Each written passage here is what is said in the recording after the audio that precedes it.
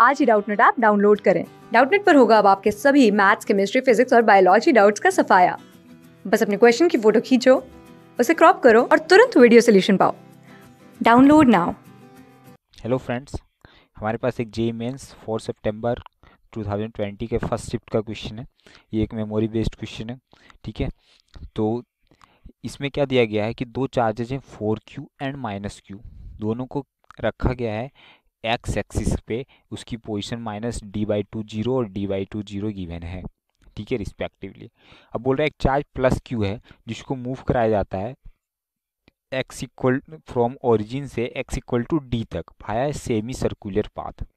तो find change in its energy question पूछा गया है, ठीक है। तो इसको थोड़ा हम समझते हैं कि इसको पहले पिक्टोरियल व्यू है किसका हम लोग देखने की कोशिश करते हैं, ठीक है। सपोज करो कि इस तरह से हमारे पास कोऑर्डिनेट एक्सिस है, ये एक्स एक्सिस होगा, ये वाई एक्सिस होगा, ठीक है। ये हमारा ओरिजिन हो जाता है।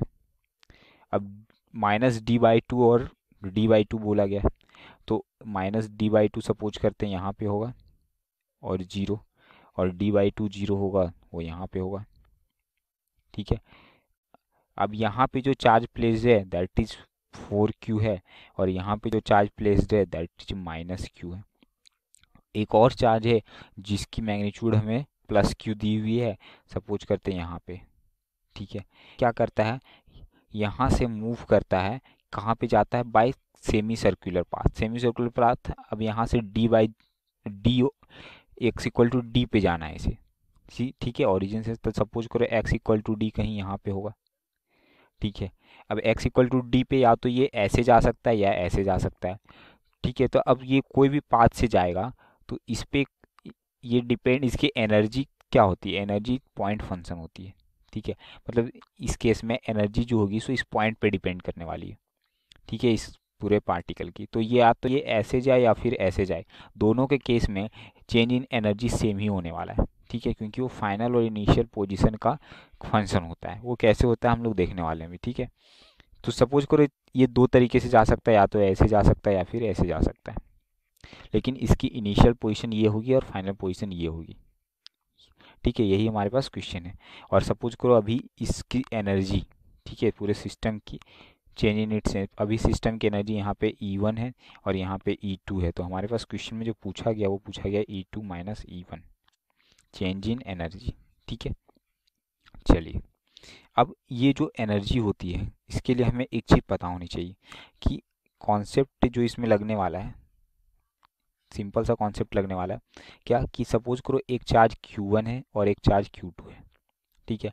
दोनों के बीच का अगर डिस्टेंस हमारे पास क्वेश्चन में गिवन है कि R है, ठीक है।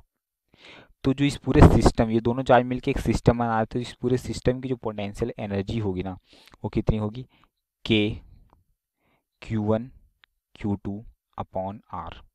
ये क्या होगा, इस पूरे सिस्टम की पोटेंशियल एनर्जी होगी, ठीक है। अब देखो इनिशियल कंडीशन में ये चार्ज यहाँ पे था, तो इसकी जो इनिशियल एनर्जी होगी, अब सपोज करो सारे चार्ज इनिशियली क्या है, रेस्ट पे हैं, तो इसकी वेलोसिटी 0, इसकी वेलोसिटी 0 और इसकी वेलोसिटी 0।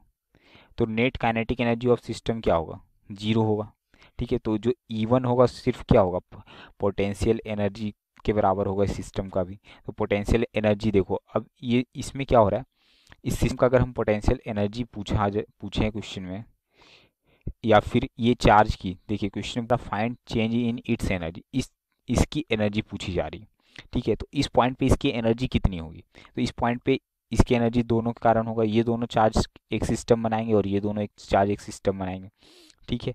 तो इसके का ये इसको चार्ज हम लोग 1 कंसीडर कर लेते हैं, इसको चार्ज 2 कंसीडर कर लेते हैं। तो यहाँ पे potential energy 1 plus potential energy 2 होगी। तो पोटेंशियल एनर्जी 1 कितनी होगी, इसके कारण इस पे एनर्जी, अब देखो ये वाली डिस्टेंस कितनी हो जाएगी, -d/2 से ये d/2 पे है, ये वाली जो डिस्टेंस हो जाएगी हमारे पास कितनी हो जाएगी, ये डिस्टेंस हो जाएगी टोटल d के बराबर हो जाएगी, ठीक है।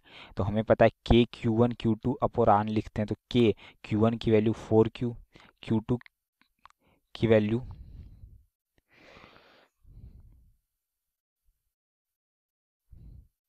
अब जो ये इसकी यहाँ से डिस्टेंस कितनी है, d/2 है।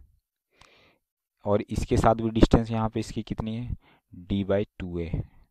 ठीक है, ये दोनों डिस्टेंस d/2 है। तो जो पोटेंशियल एनर्जी 1 हो जाएगी k इंटू क्यू एन, मतलब 4q, Q2 की वैल्यू q है, अपॉन r मतलब d/2 हो जाएगा यहाँ पे, प्लस यहाँ पे क्या हो जाएगा, k इंटू प्लस q,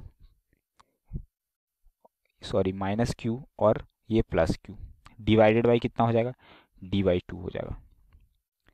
ठीक है, यहाँ से कुछ चीज़ें कॉमन निकलेगी। कॉमन क्या निकलने वाली है, देखिए Q Q Q Q Q square, के और के, d/2, तो मतलब फाइनल जो कॉमन निकलेगा 2k Q square upon D, ये चीज़ें कॉमन निकलेगी। यहाँ +4 बचेगा, यहाँ -1 बचने वाला है। तो ये कितना बचेगा, 4 - 1 हो जाएगा 3, 3 2 जा 6 k Q square upon D. ये एनर्जी एट 1 E1 हो गई। ठीक है, ये किसकी वैल्यू हो गई हमारे पास, E1 की वैल्यू हो गई, 6k Q square upon D. ठीक है, तो इसे हम लोग इक्वेशन 1 नेम कर देते हैं। अब ये यहाँ से उठ के यहाँ चल गई, तो इस पॉइंट पे इसकी एनर्जी देखते हैं हम लोग। ठीक है, अब इस पॉइंट पे इसकी एनर्जी हम लोग देखने वाले हैं। तो E2 हमें फाइंड करना है।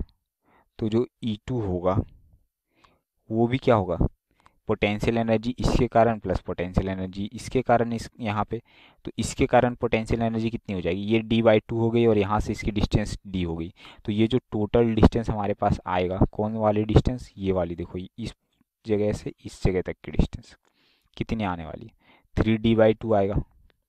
ठीक है, और ये वाली डिस्टेंस कितनी आने वाली है, ये d/2 आने वाली है। तो बात क्लियर है यहाँ पे। तो एनर्जी E2 क्या हो जाएगा, k into 4q into Q, और ये डिस्टेंस कितना 3d/2 प्लस k, फिर minus q into plus q, divide में कौन सी डिस्टेंस, d/2 डिस्टेंस। फिर यहाँ से कुछ चीज़ें कॉमन निकलेगी, क्या क्या कॉमन निकलेगी देख लेते हैं हम लोग।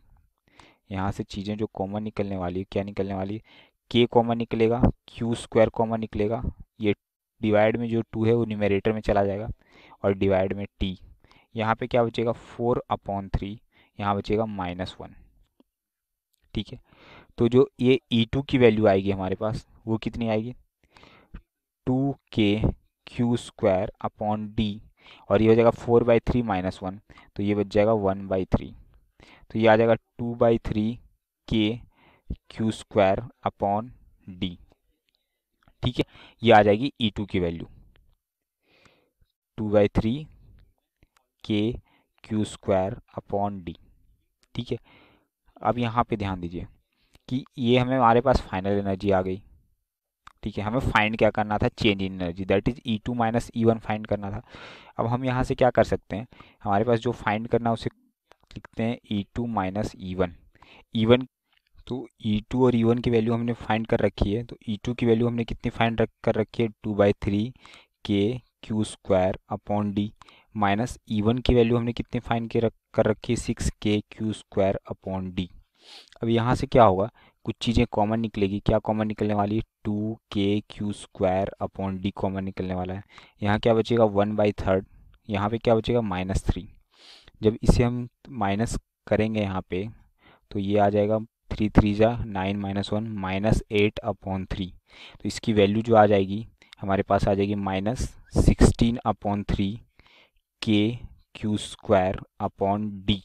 ठीक है, और यहाँ अगर k की वैल्यू हम पुट करना चाहते हैं तो इसकी वैल्यू होती है 1/4 पाई एप्सिलॉन नॉट। तो जब इसे हम पुट करेंगे यहाँ पे, तो -16/3 1/4 pi epsilon not Q square upon D, ये हमारा आंसर हो जाएगा। ठीक है, तो इसमें ऑप्शंस गिवन नहीं है, तो हमारा आंसर जो होगा वो होगा -16/3 1/4 pi epsilon not Q square upon D. तो आई होप आपको ये पूरे कॉन्सेप्ट क्लियर हुए होंगे और ये क्वेश्चन का सॉल्यूशन अच्छे से समझ में आया होगा। Thank you. की वैल्यू हमने क्लास 6 से 12 से लेके नीट, IIT, JEE मेंस और एडवांस के लेवल तक 10 मिलियन से ज़्यादा स्टूडेंट्स का भरोसा। आज ही डाउनलोड करें डाउटनेट ऐप या व्हाट्सएप कीजिए अपने डाउट्स 8400 400 400 पर।